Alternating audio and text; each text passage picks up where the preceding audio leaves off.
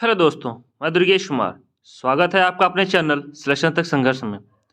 दोस्तों, आज इस वीडियो में हम लोग डिस्कस करने वाले हैं मिडिवल इंडिया के बारे में, या फिर कह सकते हैं आप मिडिवल हिस्ट्री। ठीक है, तो आज मिडिवल इंडिया हिस्ट्री के अंतर्गत हम लोग पढ़ने वाले हैं सल्तनत काल।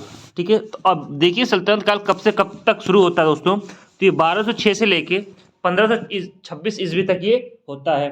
ठीक है, तो इससे पहले सल्तनत काल से पहले भी कुछ लोग आए थे।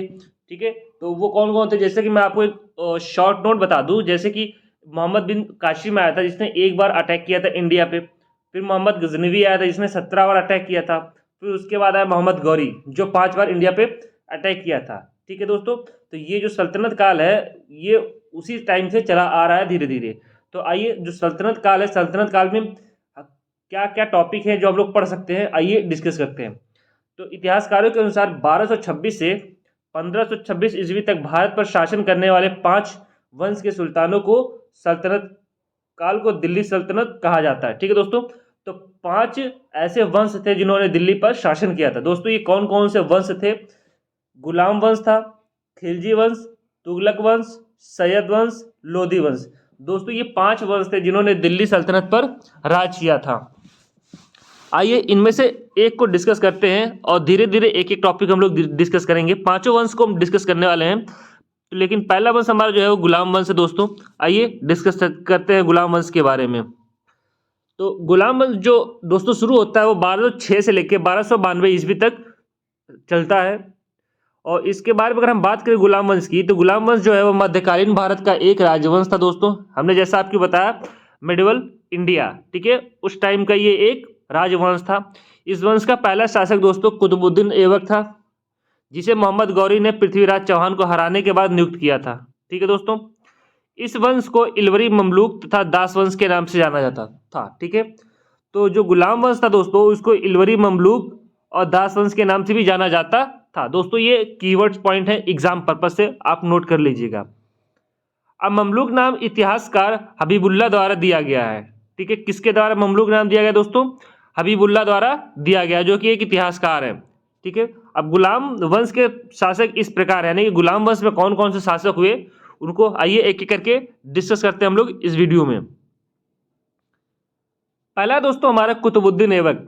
ठीक है दोस्तों, कुतुबुद्दीन ऐबक ने 1206 से लेकर 1210 ईस्वी तक शासन किया था दोस्तों। ठीक है, अब इसने क्या क्या काम किए, क्या क्या शुरू करवाया, कौन कौन सी लड़ाई जीती, इसके बारे में जो कुतुबुद्दीन ऐबक की जितनी भी डिटेल है इस वीडियो में हम लोग डिस्कस करेंगे। दोस्तों, ध्यान दीजिएगा कि ये कीवर्ड्स पॉइंट हम लोग डिस्कस करने वाले जो कि एग्जाम पर्पज से बहुत ही इंपॉर्टेंट पॉइंट है। तो आइए देखते हैं पहला कुतुबुद्दीन ऐबक के बारे में। कुतुबुद्दीन ऐबक को भारत में तुर्की राज्य का संस्थापक माना जाता है। वह दिल्ली का प्रथम तुर्क शासक था। ठीक है दोस्तों, पहला कीवर्ड हो गया दोस्तों ये। नेक्स्ट हमारा कुवत उल इस्लाम मस्जिद और 2.5 दिन का झोपड़ा बनवाया। किसने बनाया दोस्तों? कुतुबुद्दीन ऐबक ने बनवाया। इंपॉर्टेंट पॉइंट दोस्तों, अक्सर करके एग्जाम में पूछा था 2.5 दिन का झोपड़ा किसने बनवाया, तो आप कहेंगे कुतुबुद्दीन ऐबक ने बनवाया था। नेक्स्ट दोस्तों, सिंहासन पर बैठने पर उसने सुल्तान की उपाधि नहीं ग्रहण की, बल्कि केवल मलिक और सिपा सलार की पदवियों से ही संतुष्ट रहा। ठीक है दोस्तों, तो जैसा कि आप लोग देख रहे इस पॉइंट में, वो सुल्तान बना लेकिन उसने सुल्तान की उपाधि धारण ना करके मलिक और सिपा सलार की उपाधि धारण की थी। इंपॉर्टेंट पॉइंट दोस्तों, ऐबक ने ना तो अपने नाम का कुतबा पढ़वाया और ना ही अपने नाम के सिक्के चलवाए। यहाँ पे खुतबा का दोस्तों मतलब होता है, उर्दू वर्ड है ये, इसका मतलब ये फारसी कह सकते हैं फिर उर्दू वर्ड, इसका मतलब यहाँ पे ये होता है कि प्रशंसा कराना। ठीक है, अपनी बड़ाई कराना, इसने नहीं करवाया और ना ही इसने अपने नाम के एक भी सिक्के चलवाए। किसने दोस्तों? ऐबक ने। नेक्स्ट दोस्तों हमारा पॉइंट है ऐबक के बारे में। अगर हम लोग देखें तो ऐबक ने हमेशा अर्थात 1206 ईस्वी से 1210 ईस्वी तक लगातार लाहौर से ही शासन संचालन किया। ठीक है दोस्तों, लाहौर ही उसकी राजधानी थी। ठीक है, लाहौर ही दोस्तों उसकी राजधानी थी। अब बात करते दोस्तों हम कुतुबुद्दीन ऐबक को लाख बख्श भी कहा जाता है। क्यों कहा जाता है दोस्तों? क्योंकि ये लाखों का दान था, दान देता था, यानी लाखों का दानी आदमी था ये, इसीलिए इसको लाख बख्श के नाम से भी जाना जाता था। इंपॉर्टेंट पॉइंट दोस्तों यहाँ पे ये देखिए, मैंने बोल्ड किया है इंपॉर्टेंट पॉइंट। लाख बख्श किसे कहा जाता है दोस्तों? तो ये कुतुबुद्दीन ऐबक को कहा जाता है। नेक्स्ट क्वेश्चन दोस्तों, गुलामों को फारसी में बंदगा कहा जाता था। क्या कहा जाता था दोस्तों? वो बंदगा कहा जाता, गुलामों को जो फारसी में बंदगा कहा जाता था।